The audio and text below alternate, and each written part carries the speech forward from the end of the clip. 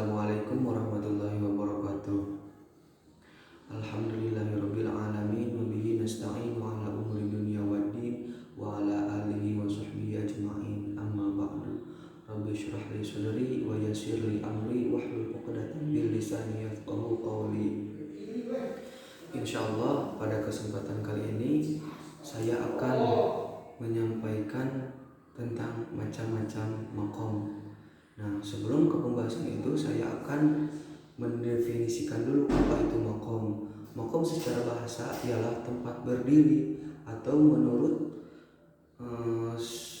terminologi sufistik, makom ialah tempat atau martabat seorang hamba di hadapan Allah Subhanahu wa taala apabila ia berdiri.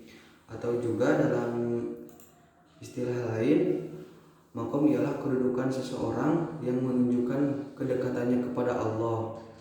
Nah, posisi tersebut tidak diperoleh begitu mudah, tetapi harus melalui proses-proses yang harus dilewati dengan sungguh-sungguh, dari proses yang paling rendah sampai yang paling tinggi.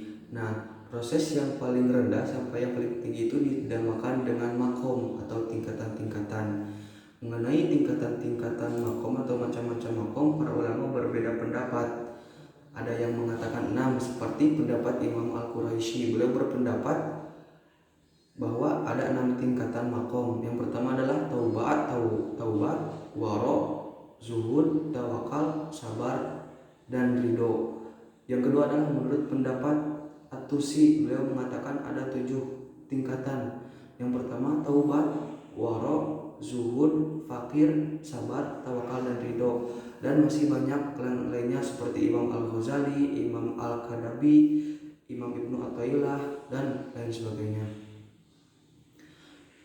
Insyaallah di sini saya akan menguraikan tentang macam-macam makom. Yang pertama ada makom taubat. Makom taubat adalah makom pertama yang harus dilalui oleh seorang salik. Karena sebelum melakukan tingkatan-tingkatan selanjutnya, seorang salik itu harus dibersihkan dulu dirinya, dibersihkan dari dosa apa yang telah ia lakukan, baik dosa sengaja, dosa tidak sengaja, dosa terasa ataupun dosa tidak terasa. Nah, itu harus dibersihkan. Dengan apa?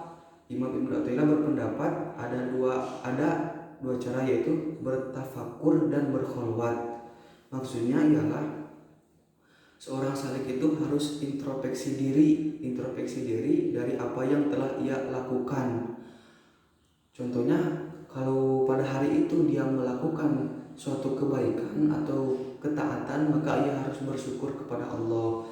Namun sebaliknya, apabila ia melakukan sebuah kemaksiatan, maka ia harus segera beristighfar atau meminta maaf atau bertobat kepada Allah. Nah, itu yang pertama. Yang kedua adalah makom zuhud. Zuhud menurut Imam Ibnu Athaillah ada 2, yaitu zuhud zahir jali, yaitu zuhud dari perbuatan yang berlebihan dalam perkara haram. Contohnya yaitu zuhud dari makanan yang berlebihan. Nah, kita harus menghindari dari makanan yang berlebihan, harus zuhud dari makanan yang berlebihan, karena kalau kita berlebihan dalam makanan, maka akan menimbulkan rasa malas, yang mana malas itu akan menimbulkan malas dalam beribadah, dalam belajar, dalam melakukan aktivitas yang lainnya. Ataupun zuhud dari berpakaian atau berhiasan yang berlebihan, yang mana itu akan menimbulkan sombong pada diri kita, yang nantinya kalau kita berlebihan dalam berpakaian atau berhias, maka akan dibenci oleh Allah Subhanahu wa taala.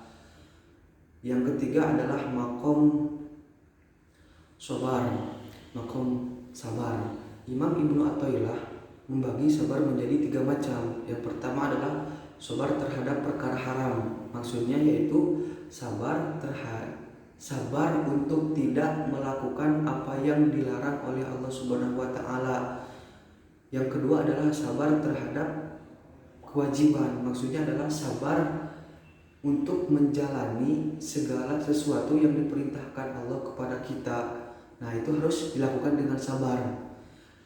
Yang ketiga adalah sabar terhadap perencanaan atau angan-angan. Maksudnya ialah meniadakan dalam diri kita itu angan-angan atau keinginan, kecuali angan-angan kita bersama Allah.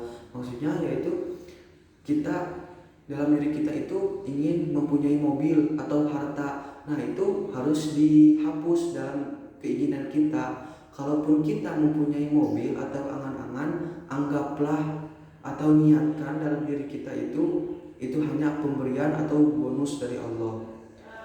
Yang selanjutnya adalah maqam syukur. Dalam pandangan Ibnu Athaillah, beliau membagi syukur menjadi 3 bagian, yaitu syukur dengan lisan. Maksudnya apa? Maksudnya yaitu menceritakan atau mengatakan segala sesuatu nikmat itu adalah pemberian dari Allah. Nah, itu syukur dengan lisan. Yang kedua adalah syukur dengan anggota tubuh. Maksudnya ialah syukur yang diimplementasikan dengan anggota tubuh. Contohnya, kita telah diberi mata oleh Allah, maka kita gunakan mata itu untuk membaca Al-Quran, bertafakur, untuk belajar dan lain sebagainya.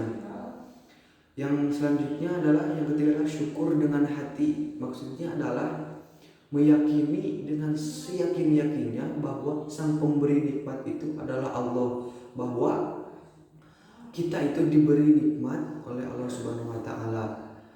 Nah, itu maqam syukur. Selanjutnya adalah maqam khauf. Khauf itu adalah rasa takut. Rasa takut bukanlah sekedar hanya rasa takut semata, tetapi harus diiringi dengan rasa roja atau berharap. Nah, rasa khauf ini tidak akan ada dalam diri kita kecuali kalau rasa roja itu, rasa harapan itu tidak ada dalam diri kita, sebagaimana yang dikatakan oleh Imam Ibnu Athaillah. Jika engkau ingin agar Allah membukakan bagimu pintu roja, maka lihatlah segala sesuatu yang telah Allah berikan kepadamu. Dan jika engkau ingin agar Allah membukakan bagimu pintu khauf, maka lihatlah apa yang telah engkau berikan kepadanya. Yang selanjutnya adalah maqam mahabbah.